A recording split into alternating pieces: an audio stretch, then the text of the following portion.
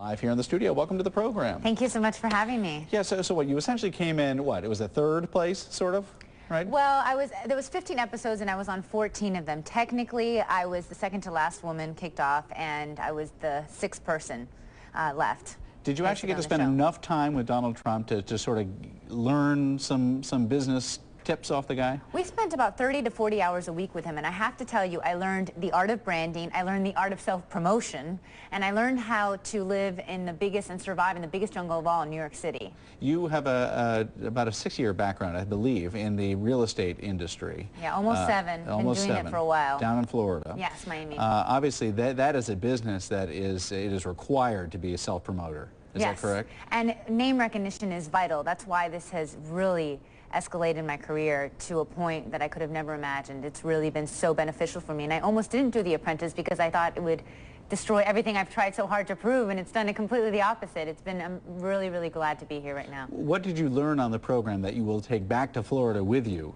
to make your life and work down there better?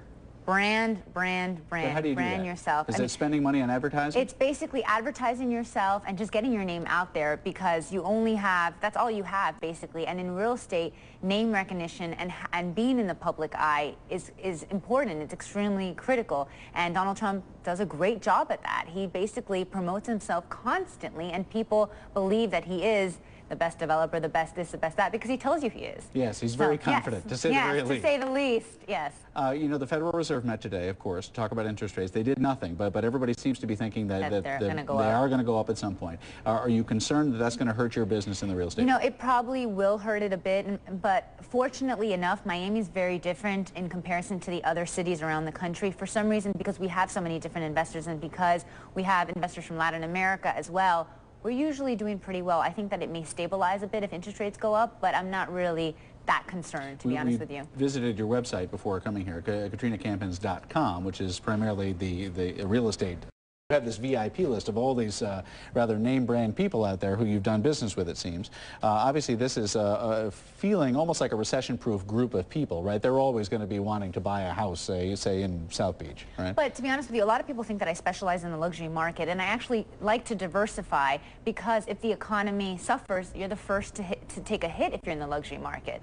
So I really like to sell $300,000 homes as well as, you know, $2, $3 million homes. So it's great to diversify yourself. I was surprised to be watching The Bachelor a couple weeks ago, and they showed some never-before-seen clips of the winner of The Apprentice, Bill, who had actually tried out to be on The Bachelor. And I did an interview, and someone said Bill went on, tried out for The Bachelor and said that he likes sexy, dirty women or something to that effect. And I sat there and defended him for about 2 minutes and like, well, Katrina, you don't believe it? See it for yourself. And they put it on, and basically I was speechless, and I called Bill. I'm like, don't ever do that to me again. Warn me before these things come on air.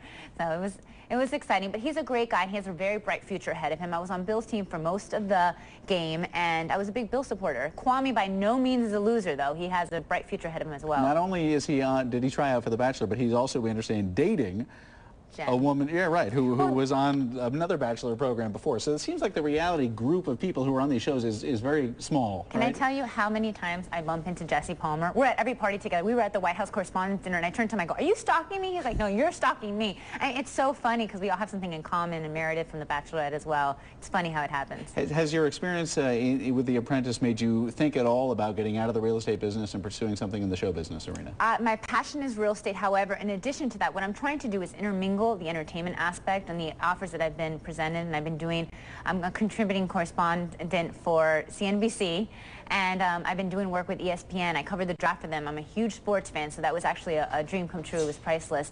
And also NBC offered me my own real estate show in Miami. So that I'm just trying to do things that are in the end going to help me with what I want to do in the future. Has Kwame signed on with CNBC yet? Not yet, no. He's going to have a press conference. He was my date to the American Image Awards last night, and I said, so what's going on? He's like, you need to attend the press conference. I'm like, Kwame, you're like a brother to me. I'm not attending your press conference, but I think he's going to accept something pretty soon. I'll be interested to see what it is myself. Well, best of luck to you. Thank you so much for having me. Thank you for being with us today. Katrina Campins.